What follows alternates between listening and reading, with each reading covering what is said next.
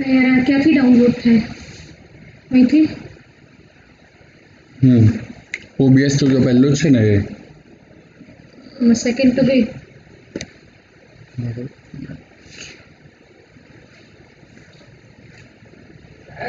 એમાં કયું sir OBS અરે નથી થતું થઈ ગયું નહીં આવી ગયું નવી લિંક આવી ને એના પરથી કરીએ 7180 તમે કેમ OBS ડાઉનલોડ થઈ ગયો આમાં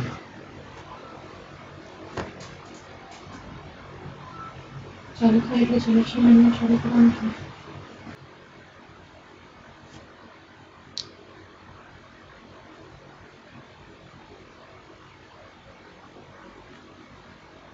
Done.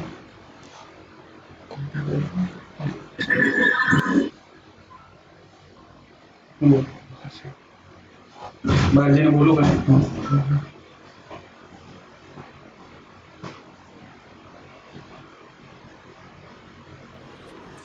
Hello, testing. Hello. Done, sir.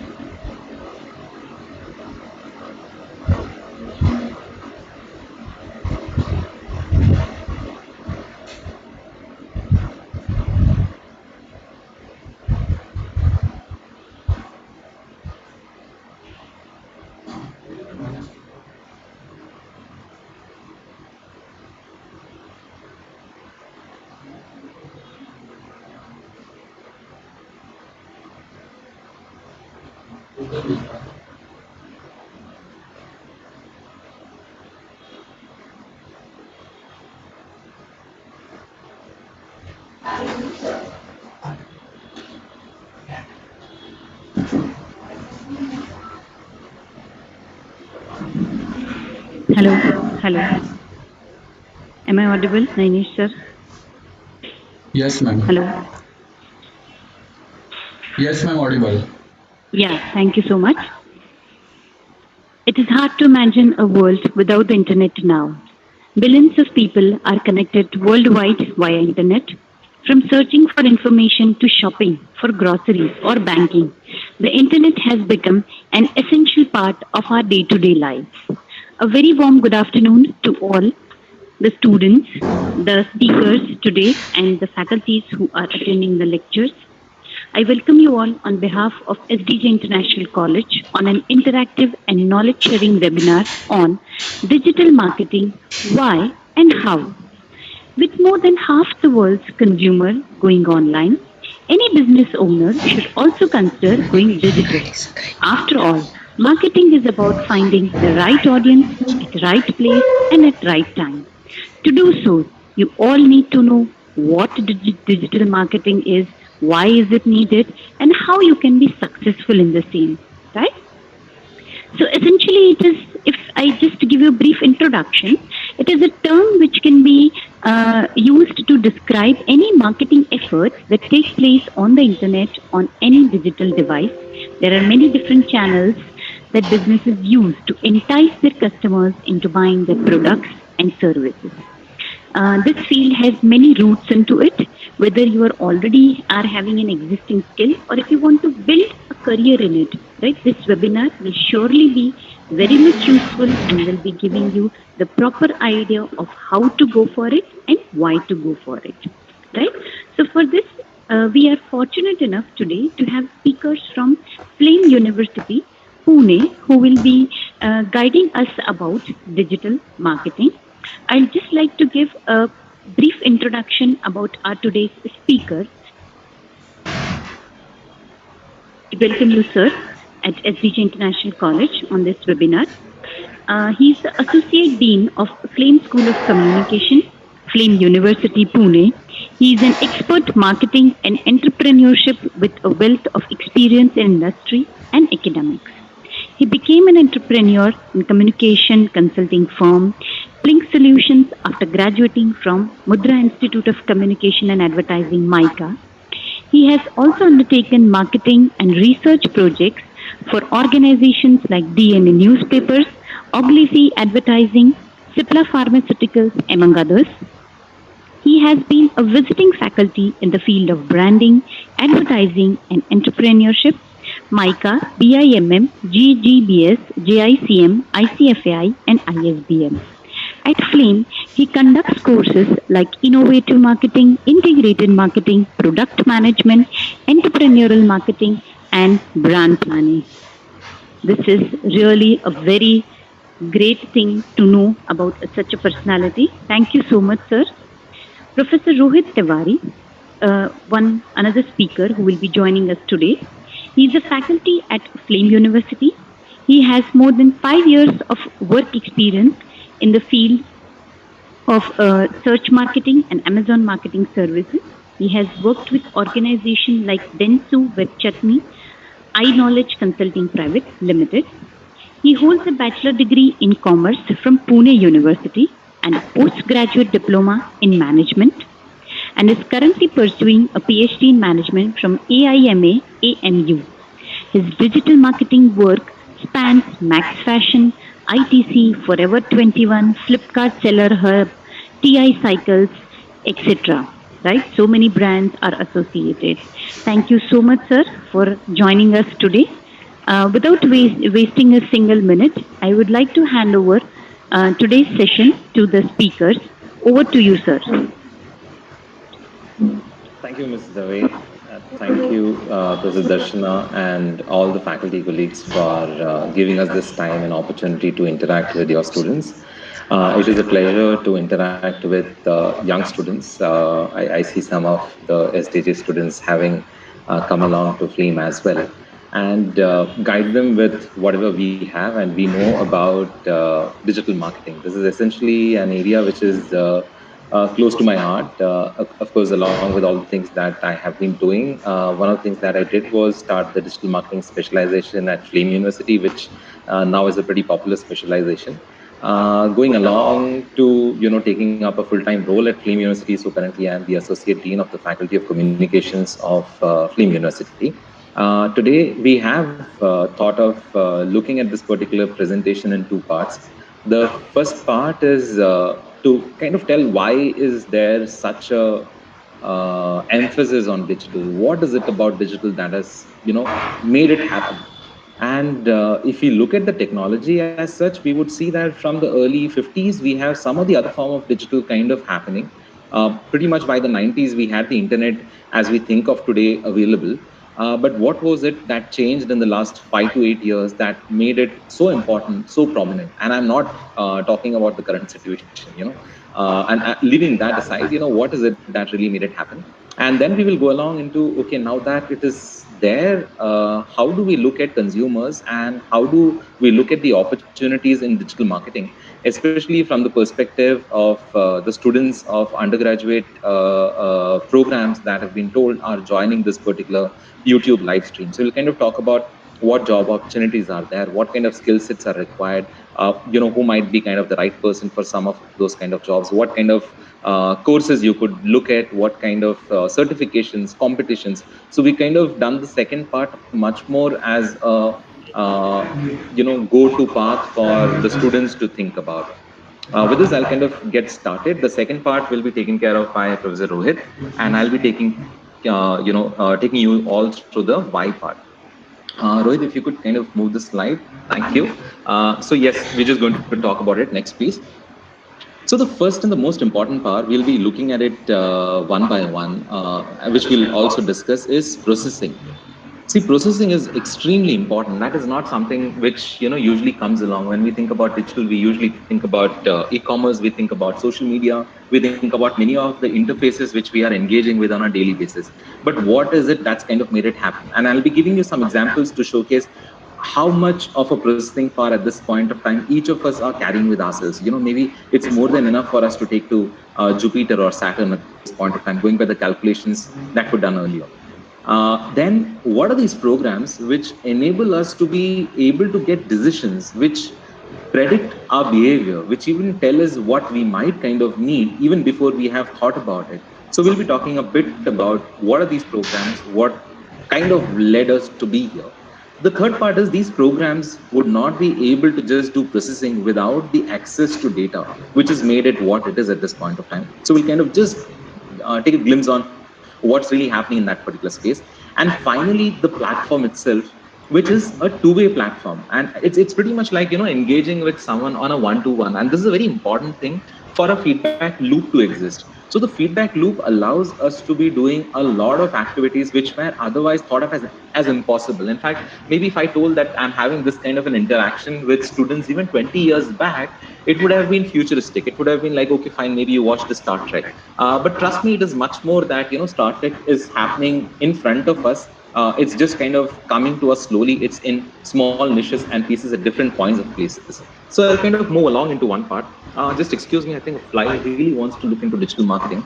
As Darshana said, I kind of, took off the fan and the vibrating sound of the AC. So some confusions here. Rohit, if you could go to the next slide, I'll take you through each of this in a bit. So this is the, what you see on screen is the supercomputer, which took us to the moon. So this is the IBM supercomputer 360, which was there in the Apollo mission. It was also there in the spacecraft, and it was also here at the ground station for at Houston. So all the Maydays and all those kind of things which we primarily look at in the US movies. So you would be seeing some kind of a terminal. This is the kind of terminal that was used for human beings to go along to the moon and land there and come back.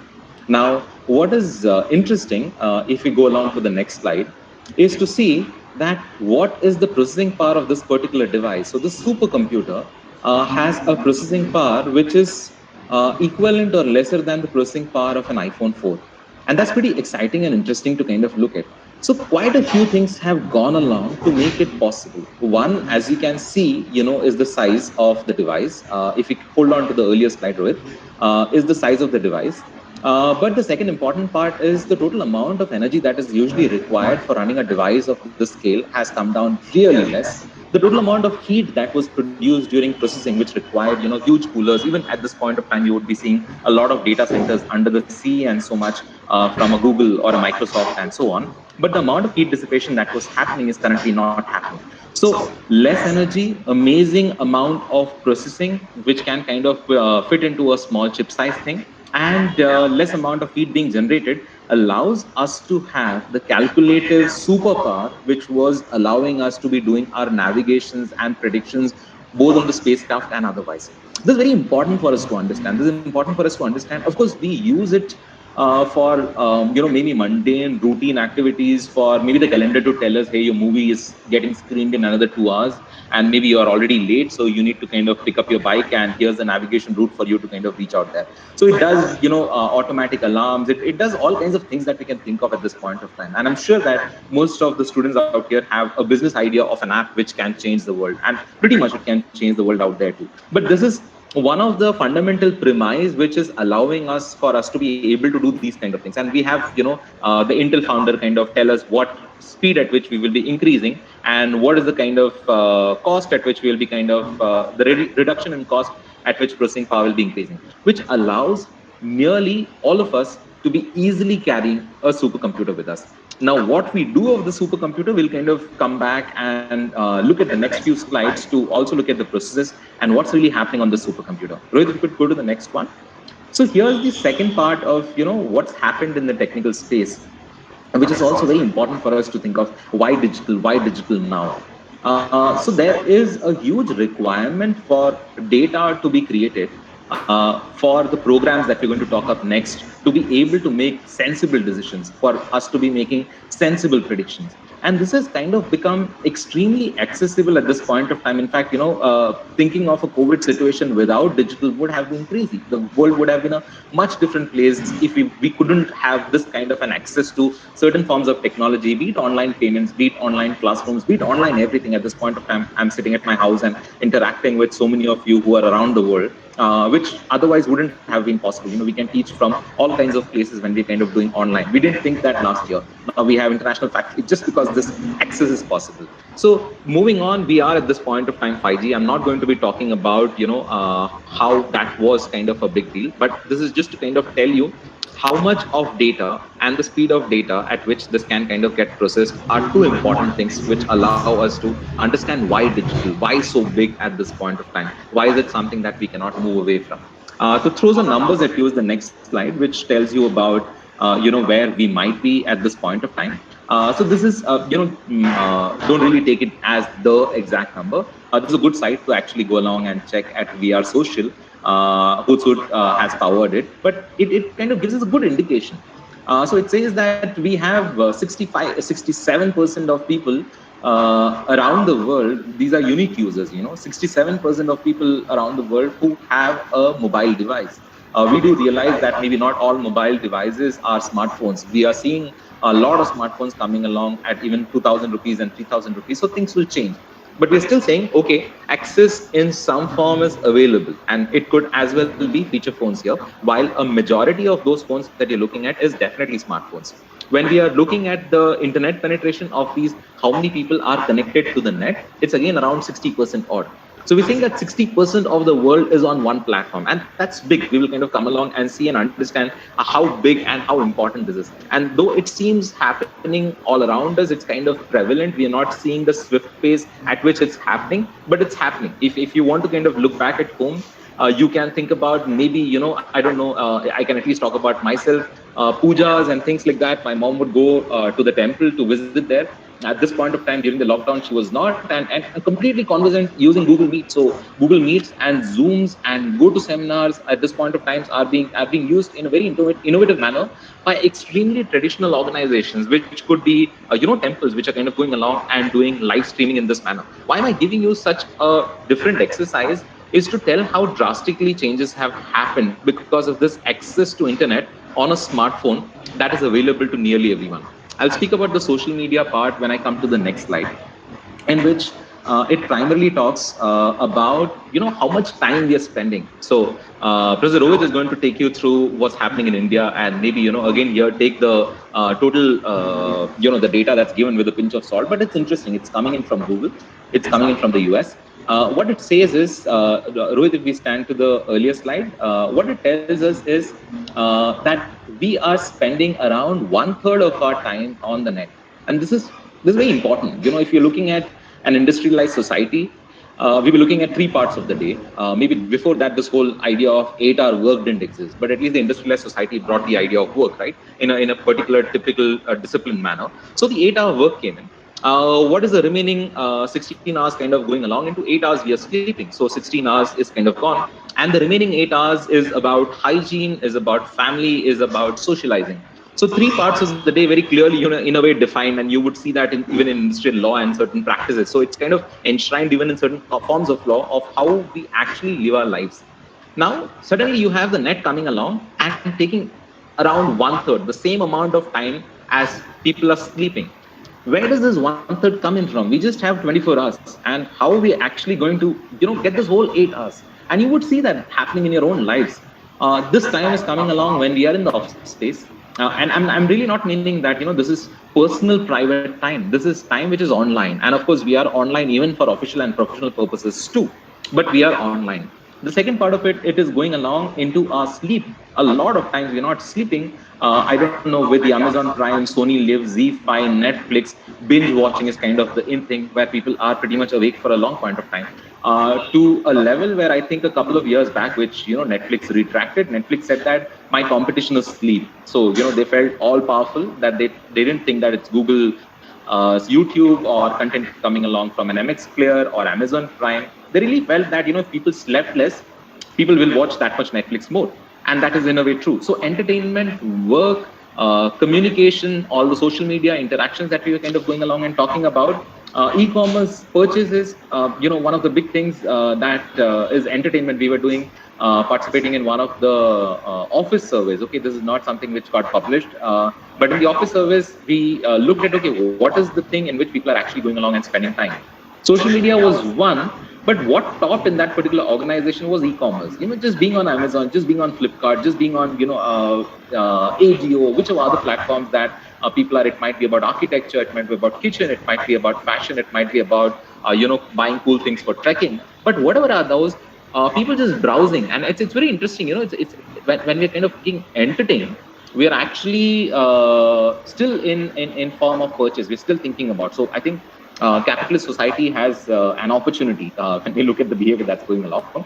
But interesting, this is very important to say that a good amount of our time are going in on those powerful devices which we spoke about, on great bandwidth of 3G, 4G, maybe 5G kind of coming along at this point of time. So there is huge amount of data being created. So that kind of takes me to the next slide, to kind of throw you a ballpark number from a few years back, Rohit. Just move along to the next one. Which shows us the total amount of data that we are creating. And kind of to give you a simple understanding of data, it is said that, there is 3 MB of data being created by a person who's having a smartphone at this point of time. I'm just doing a quick check as Rohit, are you able to hear me?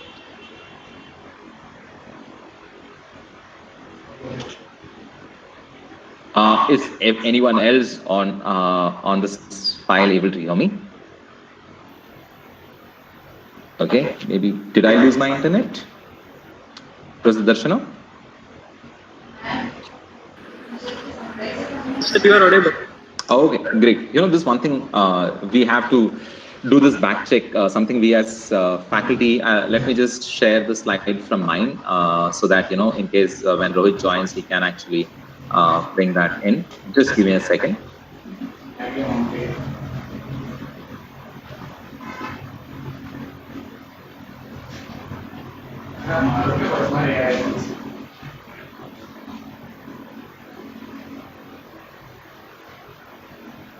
Again, a quick tech check here that you are able to see what I'm presenting.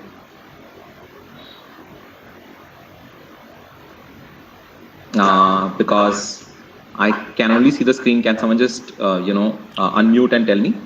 It's visible. It's visible, sir. Okay. You can please continue. Thanks. So this is where I think we left off. So we will maybe come back and have some fun about where the tech we kind of drop off. The usual fun is when the audio is in a paused mode or a video is in a paused mode, and we would usually have a lot of fun around meetings about what really happens in this online way. So we will discuss about what the challenges of being online are as well. But let me first share with you what the pros of being online are. So kind of going ahead from here, this is a slide where I was kind of wanting to throw a big number at you so that everyone can figure out what this number is. It's around 3 years back, but in a simplistic way. What I'm saying is that around 3 MB of data is being produced even when you're not using your phone. So at this point of time, I'm not using my smartphone. It is just lying beside me. It can easily be accessing what is being said here. It pretty much knows that I'm in a webinar at this point of time. It is accessing the geographical location. So there is tremendous amount of data that is being produced at this point of time. All the smartphones which are in the vicinity, automatically when you receive those Facebook requests, just because you've been in the vicinity of someone, you do realize that what kind of mapping has been done. Of course, officially, a lot of these organizations do say that there is this kind of a snooping is not happening. That's what is said. but if you put in some of the softwares which allow you to know what kind of a data is being understood and taken by any of these players, you would realize that there is huge amount of data going even when you did nothing. In an experiment which one of the tech guys did was interesting, where he put it on an airplane mode and looked at what happened immediately after the airplane mode went off, what kind of a data shift went along to the servers of different organizations, and realized that every company went along and took data even when the phone was actually on an airplane mode, which is on do not disturb mode. Even the data which was accessible and available at that point of time was kept, stored, and transmitted. So this brings me the point that's being said. So we started off with processing power. We went along with what is allowing data transmission to happen with 3G, 4G, 5G. We are now coming along and discussing about how human behavior has changed, which is leading to so much amount of data. To the last point which I mentioned about data is not necessarily when we are actively interacting with devices or anything, but it is also being produced at every point of time that it has those access to sensors which tell everything that's kind of being recorded at this point of time. Now this leads to the last part. So it is not that the programs, all the jazz words out here, we're not primarily going along and discussing about that. It's not that these programs were not available. It's not that, an image search or, recognition, which is so simply you upload a photograph at this point of time. Google tells this, would you want to tag it to this person? So Google already knows that it's the same person. Facebook knows that when we are uploading, actually. In fact, the Facebook face recognition is much better than Google. But it was not even there, say 4 years back. Even today, we search something on image search on Google, it is not really good. But the efficiency is supposed to be at a 98% of a human eye, which is very good. As in the programs could not go along to this level without crowdsourced way of figuring out an algorithm which could go along and achieve. So there was a Facebook, Google, everyone coming together to talk about the image processing part.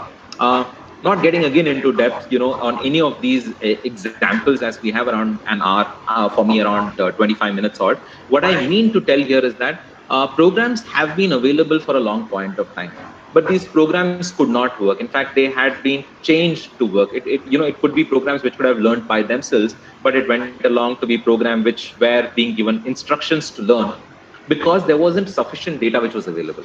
But at this point of time, we have great processing, so immediate fast processing available. We have an amazing access to data, and we have these programs which are learning themselves, which are able to kind of make instantaneous decisions for us. Now, this is why digital, this is which has happened in the last 5 to 8 years. And you would see this going along and growing a lot more. So we might look at what's really happening in 2020 as the big thing, because of the disruption faced by COVID and everything kind of going along and being in digital. So even when we look at placements and all, one place where we see, an uptick is digital, while the other places we kind of see some kind of issue where maybe this year people are kind of a bit skeptical. This whole thing, this is the primary reason. And this is very important for us to understand from the perspective of what's happening around us. And it is not just, about marketing. It is also about industries being digitized, be it about fintech, be it about the last tech that I was discussing with an entrepreneur was femtech, be it about any of these companies going along and enabling tech. And that's interesting. Look at what has happened with the UPI data at this point of time because of the India stack, which is completely available, which allows us to be opening our bank accounts with a thumb imprint. The other data laws and all those things are different examples to go along and discuss. But it's exciting to see that we have a payment system which allows us to do payments within, say, 2 clicks, which is not something which was possible because there was a lot of validation of data that we are actually going along and looking at. This I would want, this kind of was the session which was to tell about why digital. And I will now move along to Rohit to speak about how digital. Just a quick check with Rohit, if Rohit is online. Or else I'll be continuing this as well. Just give me a minute. I'm coming back to the Google Meet to see if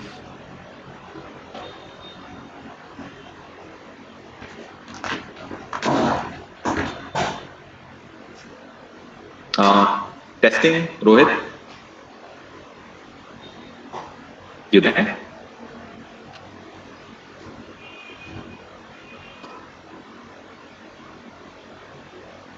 Okay, just testing my, the internet connection. Are you able to hear me? Anyone? Yeah, it's completely audible, sir. Got it. Thanks. So maybe, Rohit is facing some challenges with his network or getting connected here. So while we wait for him, let me kind of go along and discuss the remaining aspects which he was planning to take you through.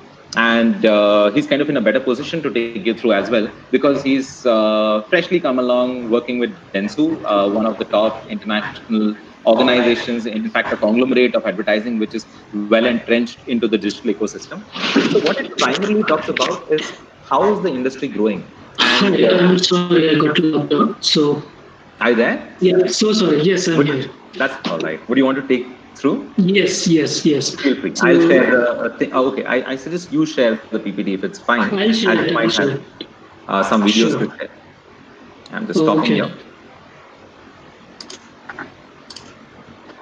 So while he shares, just a quick point for people who are on YouTube Live, I'm sure that there are some fun chats happening out there, but we have planned a Q&A activity after the interaction with Rohit for you to ask any doubts, questions, and we'll be happy to help you with that.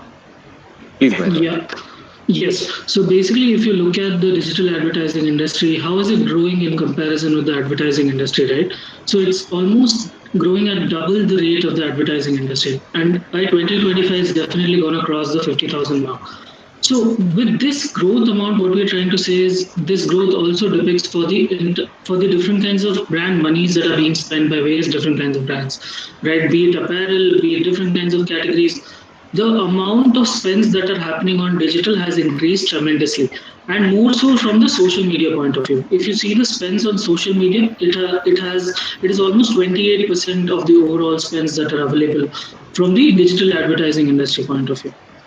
Now, yeah, so we already saw how much time are we going ahead and spending online, right? So these are some of the data points for you to just take a look at.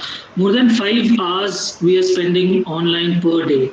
And 40% of the time, most of the time, we are using mobile phones to go ahead and do it. Most of the transactions also, we go ahead and get started with the help of mobile phones, and whether they are getting completed through a desktop or through a tablet, that's a different thing. But majority of the things, if we go ahead and see, they are getting started with the help of a mobile phone. Now, so with digital, what is the main objective that we have, right? With digital, what one thing that becomes very easy is reaching the right audiences at the right time with the right kind of a message. So let me just take an example. Let's say you are a hotel company, right? And you are searching for. So there are two scenarios of people searching for you. Let's say if somebody is sitting at his home and is searching for your particular brand, versus if somebody is in an aeroplane, has just boarded his flight and he's near airport and is searching with the keyword hotels near me. I think so with digital, that kind of details are possible for you to capture, and because those kinds of details are possible for you to capture, you can go ahead and use it to target your customer in a much more better manner. So let me just go to the other section which talks about, let's say, for example, you meet someone for the first time, right? The first time you meet them, you just sort of acknowledge that you have met that person, right? Later you go ahead and maybe go ahead and meet him for one more time. Then there might be a scenario wherein you go ahead and tell about that person to your friends, right? Finally, there's that kind of inquisitiveness, and maybe you're trying to ask people about more about him, what does he do, and things like those. And then finally, you go ahead and take that chance to go ahead and meet him, and finally maybe you become friends. So the same sort of thing applies into the digital marketing world as well, into the entire marketing world as well, right? So your first exposure could be on a social media. Let's say, for example, you're going ahead and liking that brand so much that you have gone ahead and directly shared about that particular brand, right? So with digital, these kinds of things have become very easy, and these kinds of things are really possible. Now moving ahead, so once we have taken a look at what all digital has for you to provide, right? We'll take a look at what are the opportunities that are available into the field of digital marketing. So if you want to become an expert into digital, these are some of the roles that you could take a look at. There's a search specialist. We'll discuss each of these roles in detail. You have entire paid media department. Then we could go to the content marketing department. Finally, there's an entire analytics department that is there. I'm going to discuss each of these things in detail. I'm so sorry if I'm using any jargons, but at the end, I'll be available for you to to take any questions if you have any questions.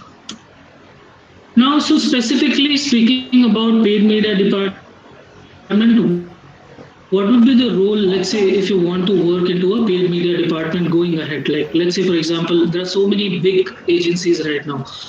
Just to name a few, then so Web Chutney, Group M, these are all different kinds of agencies which are looking for people who have good exposure of these dashboards. So, as a paid media person, you go ahead and manage a portfolio of paid search campaigns and social campaigns not work for you, then trying and understanding whether you have gone ahead and met your return on investment, right? So the monies that brands are spending, have you been able to go ahead and give them the value for that money? So these are some of the roles that you go ahead and do as a paid media manager. At the same time, you also have to work with the account management team to make sure that the deliveries that the client has asked you, you're going ahead and achieving those deliveries for them. So if you're a person who has got strong analytical skills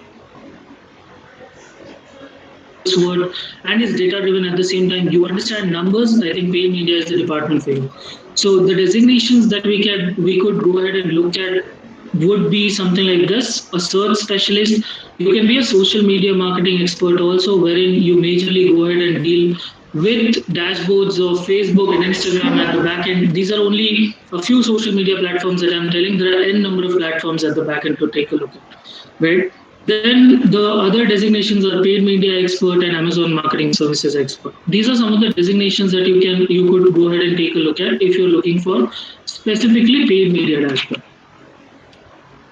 Now, so I'm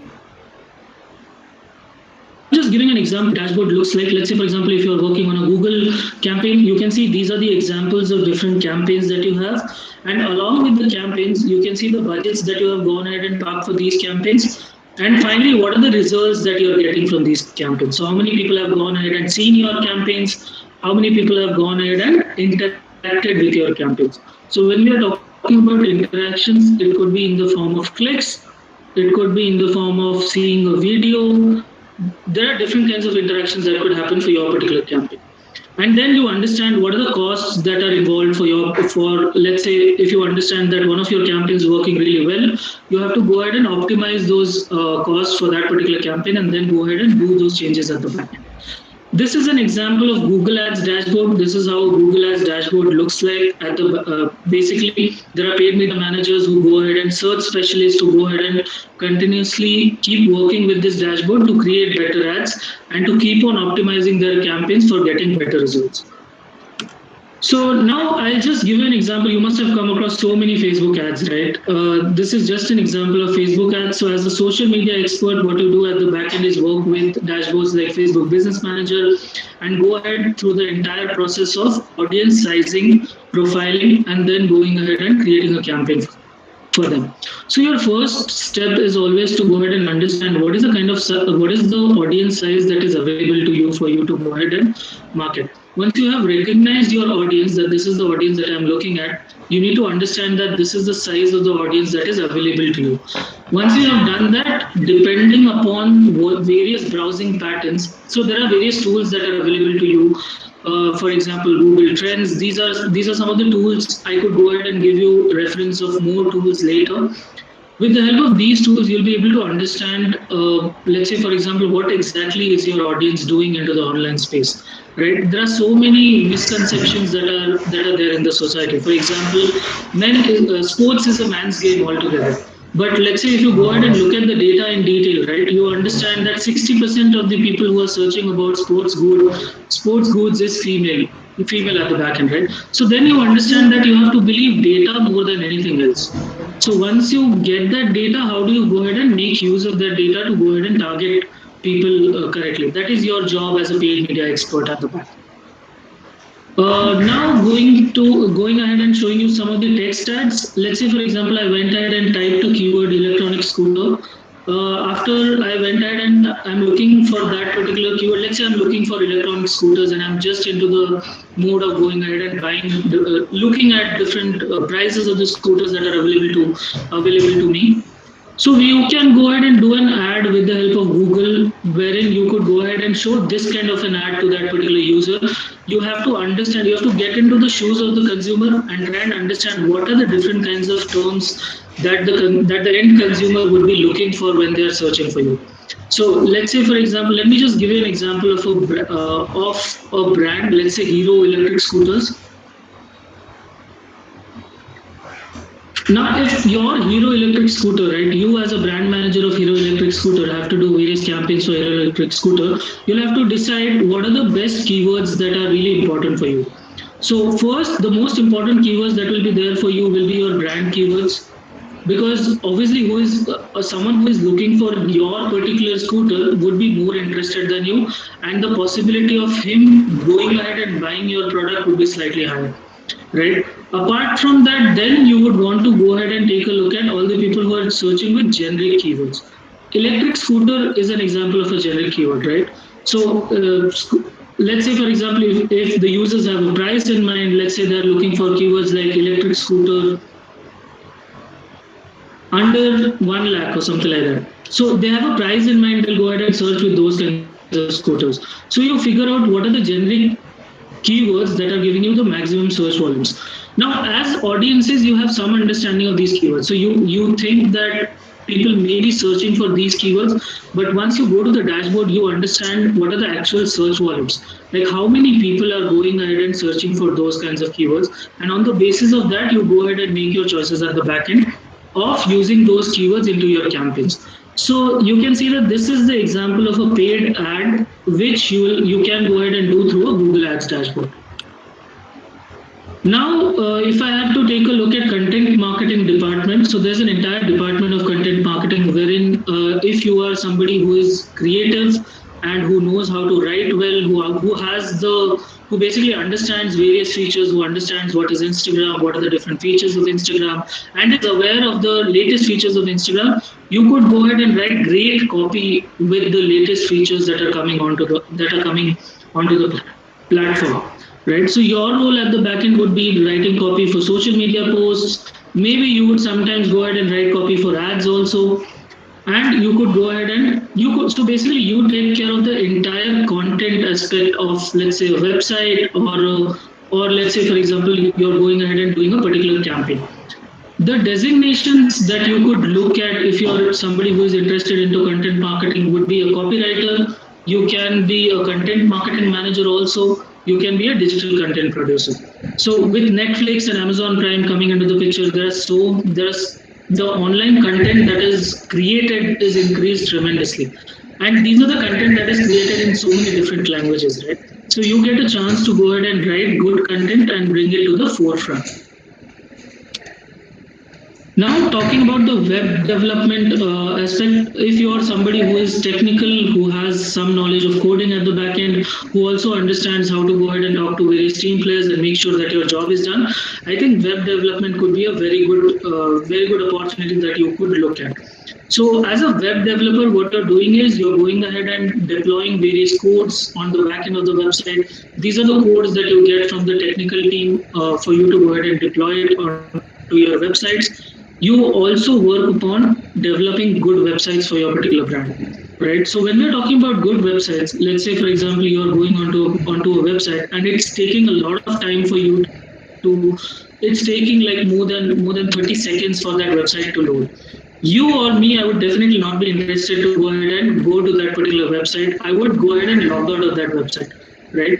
So all those settings at the back end, understanding what is the correct speed at which my website should load at, then going ahead and doing the entire coding part of the website and creating that website, you will be doing this particular job as a web developer. And some of the designations that you could look at are web front-end developer, user interface developer. So you'll have to make sure that it is very easy for the end user to go ahead and browse your website. So making sure that you have good sitemaps in place so that whatever the user needs, he is able to go ahead and get it very easily. Let's say, for example, if you have shown him an ad which has a 30% offer, and if he goes to the website and he is not able to see that offer at all, right? So, and he's not able to find that offer very easily. So you as a UI developer need to make sure that it's very easy for the end user who is coming to your website. these will be some of the designations that I have listed out here if you are looking for a job into a web development as a role. All right. Now going ahead to SEO specialist. So when we're talking about search engine optimization, you can differentiate search engine optimization with a paid search ad. Let's say, for example, Google will have several rules at the back end, right?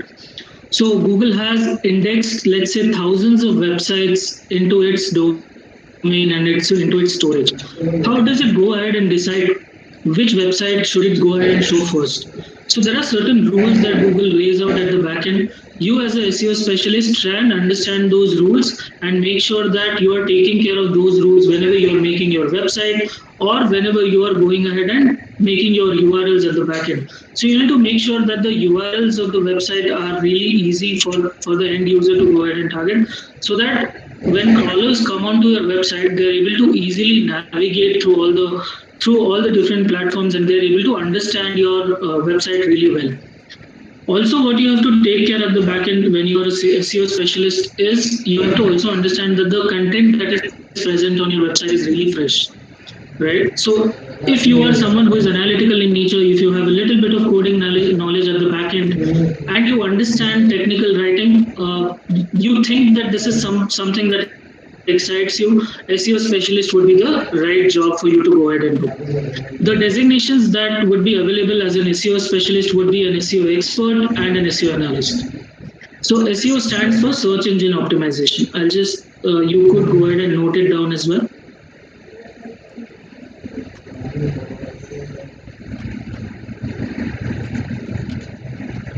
Search engine optimization.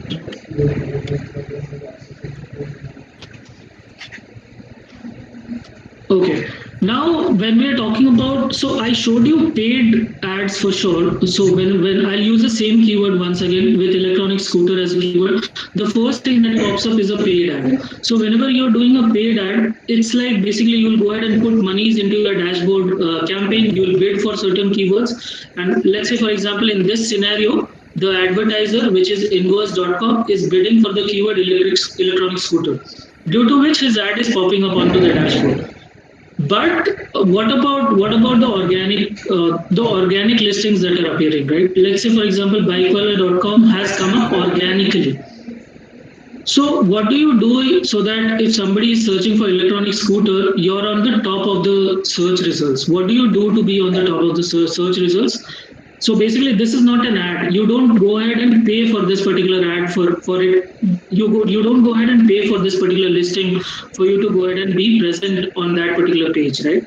So there are certain rules, as I told you, at the back end. Google has various rules at the back end which you need to go ahead and follow for you to be present on the number one position on various different kinds of search engines. And this is called as organic listing, which you do by using different kinds of tools like webmasters and all the other tools. Now, there's a very good video that I would want to show you, wherein the head of web spam, Matt goes ahead and explains you how Google search works exactly. I'll go ahead and just share that, start playing that for you. Just give me a moment.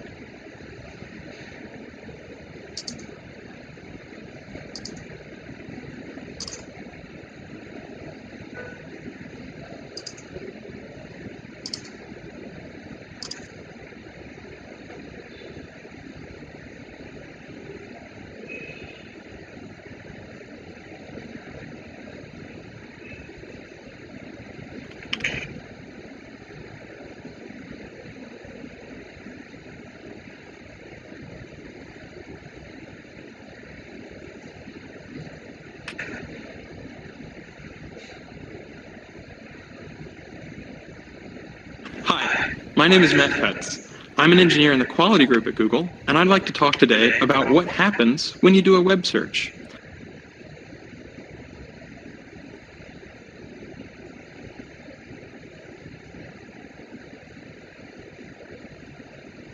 The first thing to understand is that when you do a Google search, you aren't actually searching the web. You're searching Google's index of the web, or at least as much of it as we can find. We do this with software programs called spiders. Spiders start by fetching a few web pages. Then they follow the links on those pages and fetch the pages they point to, and follow all the links on those pages and fetch the pages they link to, and so on, until we've indexed a pretty big chunk of the web. Many billions of pages stored across thousands of machines. Now, suppose I want to know how fast a cheetah can run. I type in my search, say cheetah running speed, and hit return. Our software searches our index to find every page that includes those search terms. In this case, there are hundreds of thousands of possible results. How does Google decide which few documents I really want? By asking questions, more than 200 of them, like, how many times does this page contain your keywords? Do the words appear in the title? In the URL? Directly adjacent? Does the page include synonyms for those words? Is this page from a quality website, or is it low quality, even spammy? What is this page's page rank? That's a formula invented by our founders, Larry Page and Sergey Brin, that rates a web page's importance by looking at how many outside links point to it and how important those links are.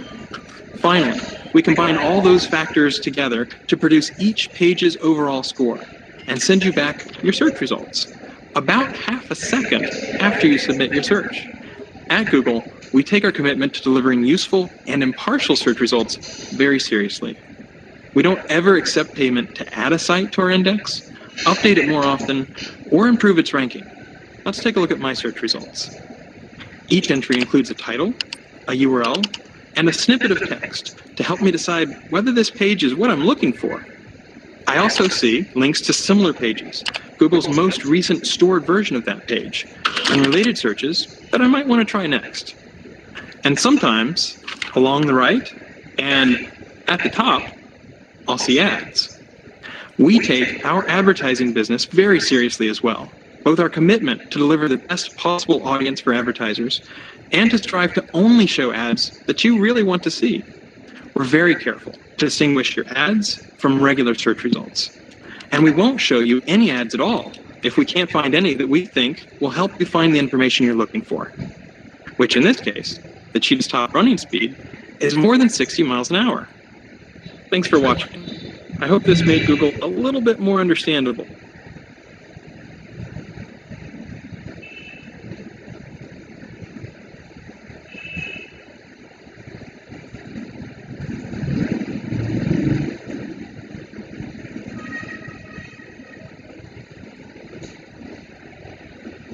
Rohit, I think you will have to connect your speaker sounds have gone to the computer sounds maybe.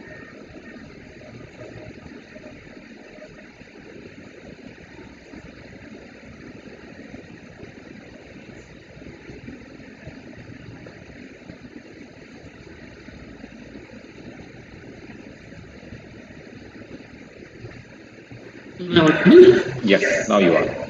yeah.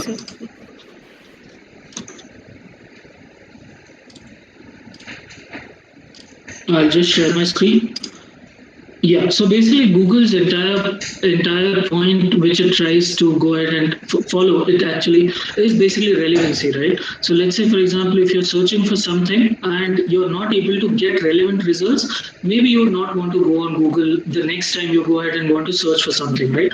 That is the reason why it takes a lot of care at the back end, and there are various algorithms. So we just saw what all things go into the back end of, and how does Google go ahead and give you various relevant results that will be actually helpful to you.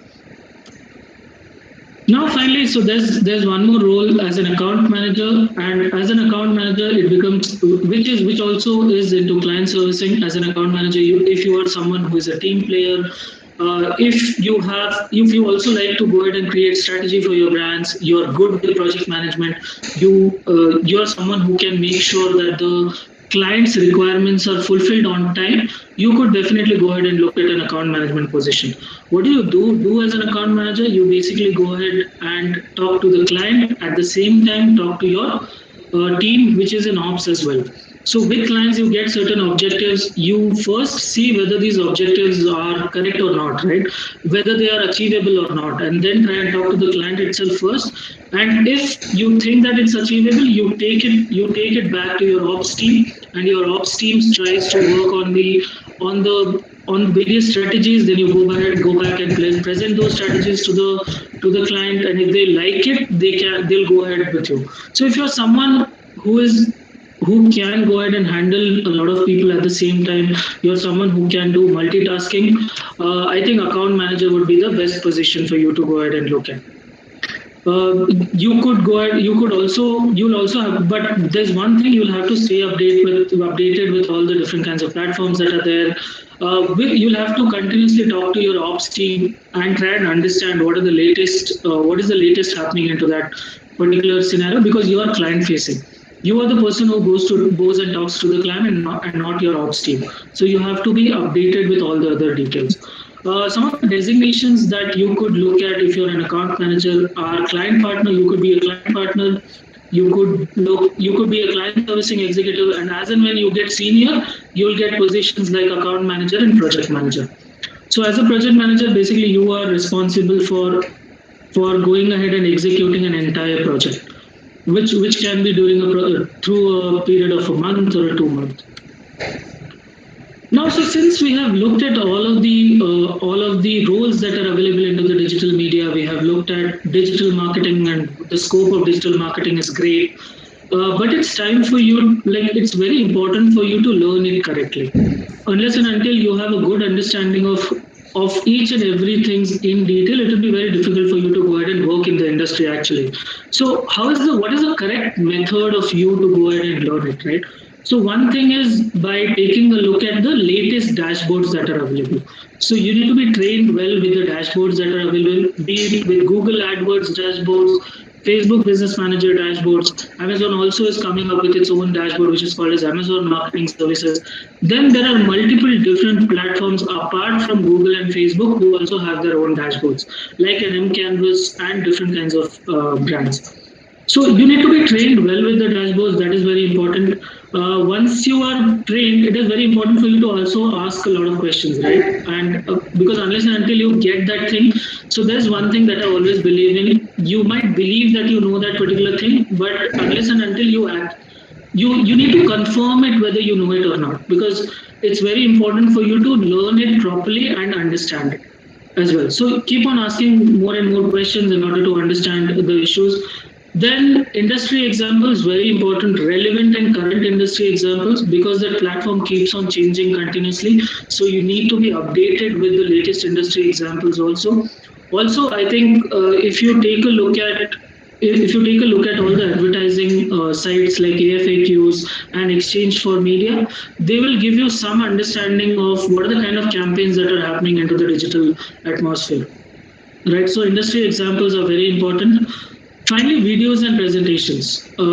I think if you have somebody who is from a top industry professional who is certified and is coming to teach you, I think he'll take care of all the latest things that are there in the market. So this is the right way of going ahead and learning all the details that you want to go ahead and learn. So first, try and understand what are your strengths, what are your weaknesses, and then try and put everything into one common goal.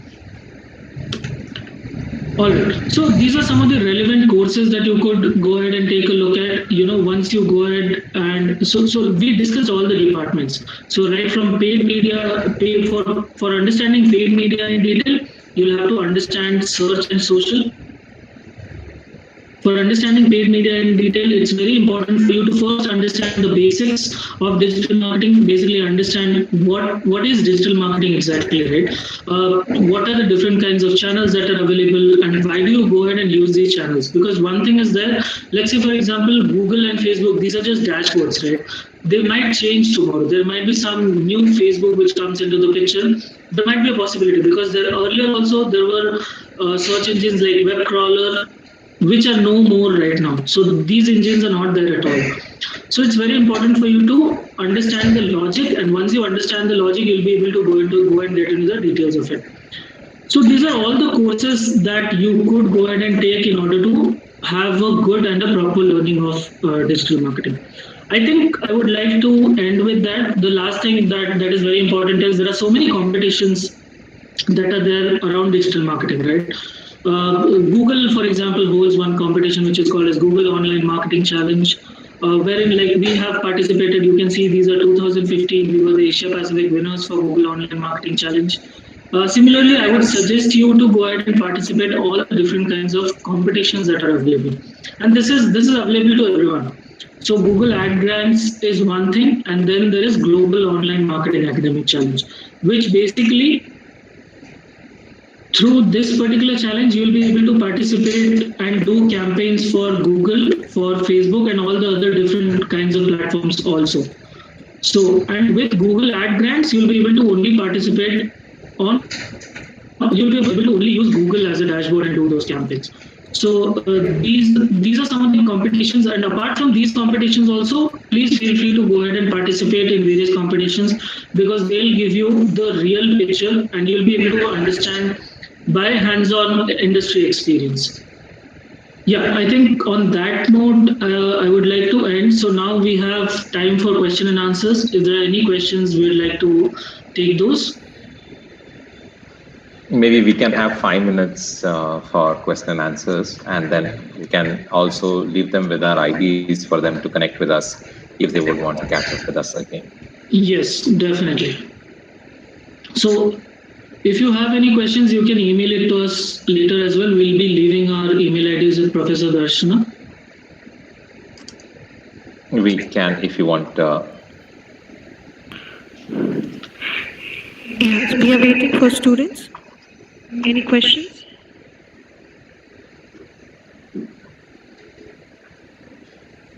I think there might be a lag also for this to go to this live stream and then. So there is one question which is about from Dhawan. It is asking that tell us about affiliation of digital marketing with marketing. How do you affiliate it? So I wouldn't call it as affiliation because the first part is digital marketing is the part of marketing. So it is like, parent-child kind of an association here. But if we are looking at marketing, if he's mentioning of marketing as traditional marketing, then we would think about digital marketing as a complement to traditional marketing. The difference is, when we are looking at traditional marketing, we are usually generalizing. Just to kind of give a simple example, let's say I am working with Sunsilk as a shampoo, and I want to pass on a message that Sunsilk makes my hair smooth. I just need to figure out, is smoothness the most important thing for everyone? Because I just have one print ad or one television ad to be able to talk to everyone about this one feature in that 30 seconds, and I would make one ad about it. While in digital, I would be able to understand, maybe for someone it's about smoothness, maybe for someone it's about dry hair, maybe for someone it's about long hair. I can actually customize my messages and be able to, I can customize it based on age, I can customize it based on gender, I can customize it based on the season. So I can have different messages going along. So what it kind of contrasts here, I'm just giving you one example, is one allows you for customization or personalization, while the other allows you for generalization. So the approaches and the strategies quite a bit change. It leads to a lot of differences in targeting, segmentation, and so on. The third way to interpret the question, maybe the person wants to know about affiliate marketing. If it is about affiliate marketing, which is the third way in which we can look at this, it is usually one form of marketing in which we are looking at people as partners who have their own audiences and can deliver those audiences to usually e-commerce sites. For example, I'm a blogger with a lack of views on my blog. I can put up ads of Amazon and become an affiliate. The difference here is I will get paid when that person goes along to Amazon who clicks on my ad and buys something on this, vis-a-vis showing ads on my blog too. So just kind of three ways of looking at the same question. Rohit, you want to add something?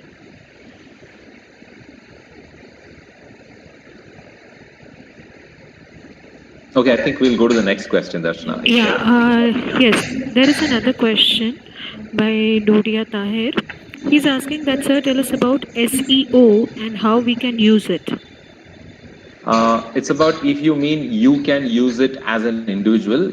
The first things would be that maybe you have a LinkedIn profile, maybe you have certain profiles on which people are searching for you, and if there are certain things about you which you would want those people to be, when people are searching, let's say at this point of time, a digital marketing specialist or something of that sort, your profile should stand out. So you can think about what do you put in your description, what do you put in your profile data. That's coming in from a very individual way in which you would want to kind of use SEO, or maybe blog you're kind of going along and doing. But if you're looking at it from the perspective of a company or a website, then see, the difference is you have say 12 to 13 chances of being on the page 1 of search engine result page, right? So if 10 are going for organic, which means Google is going to throw out the content which is the right content, whichever websites have those right content, and give 8 options. And you would see that there are something like 1 out of 1 lakh pages at times. So it's just 10 options out of so many options which are at this point of time. Let's take an example of digital marketing that they're talking about. So how do you ensure that you have the right content, not just for people to read, but also for the search engine algorithms to understand and identify that here is the destination for any person who's searching for digital marketing to be kind of going along to. So there are a lot of tools and techniques which get used, but the primary outcome of this is an opportunity to be visible on the search engine result page, which is the number 1, as in preferably the number 1 page of Google search results for the keywords you're targeting. So if you're trying to be on top for digital marketing, those are the keywords you're targeting, to try and be there. This allows you with this visibility comes for free. Otherwise, the same click would have come at something, if I kind of look at a digital marketing, maybe would have come at something like around a 30 to 35 rupees odd, right? So you just save that just by having great, but it's a lot of work and it's ongoing work. It's not about static, once you make it and you're on the first page, you'll remain on the first page. In fact, it is not even that. If you're on the first page for one query, you will be on the first page for the next query, or for the next person, or for the next situation, or the next device. It's that complex, but it's interesting, fun work to be doing. Okay, another question by Ayush Chalan. Among all the other digital marketers in the industry, what is something that can make one stand out and preferred by businesses more? Rohit, please go ahead. I think the student is looking at it from the perspective of how he can stand out for recruitment, if I got the gist of it. Yeah, I think I would like to talk about that because when I was with Enso Chennai, I used to take interviews. So there are 2 levels to it. The first is the fresher level and then the advanced level. If you're at a fresher level, I think they will try and understand the basics. If your basics and fundamentals are correct and you have the intent to go ahead and do it properly, like that intent is really important. So if you have, when you're looking out as a fresher, right? If your basics and fundamentals are correct and you have that intent, you have good understanding of what digital marketing is on a broader level, not necessarily in a detailed level. I think that is good enough. But if you're looking at an advanced level, let's say, for example, they're looking for managers or senior managers, in that scenario, it becomes very difficult for you to have worked in that particular segment and to have had an experience and to be able to show numbers which were really good. That person has the capability and he has actually shown those good numbers at the back end. So I think if you're able to learn from someone who has a really good expertise at the back end and who has worked on actual campaigns, I think then that sorts out for it.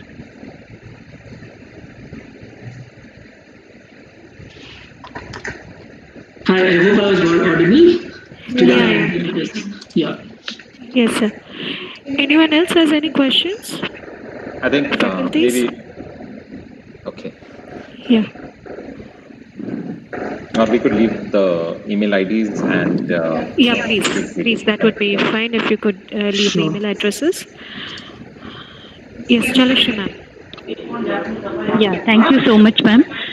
Thank you so much, sir, for putting a very good emphasis on what digital marketing is, what are the opportunities, why to select digital marketing, that is different programs, different new insights in the digital world. Showing practically about industrial growth, about in digital marketing, different areas in which the students can explore their career in digital marketing, like content marketing, roles in it, search engine optimization specialist, accounts manager, showing practically how the Google search works, and some new insight on digital competitions in which they can participate. I'm sure all the students will surely would have gained so much from this session. I thank you so much on behalf of full SDJ International College family, and we wish to have more such sessions from your side for students, and giving more and more knowledge related to relevant subjects. Thank you so much, sir. Have a nice day to both of you. Thank you so much. Thank you so much. Pleasure Thank being you here. so much. Thanks a lot. Yeah. Thank you, sir, for your valuable time. Thank you. Thanks. Bye. Bye-bye, sir. Yeah. Bye-bye.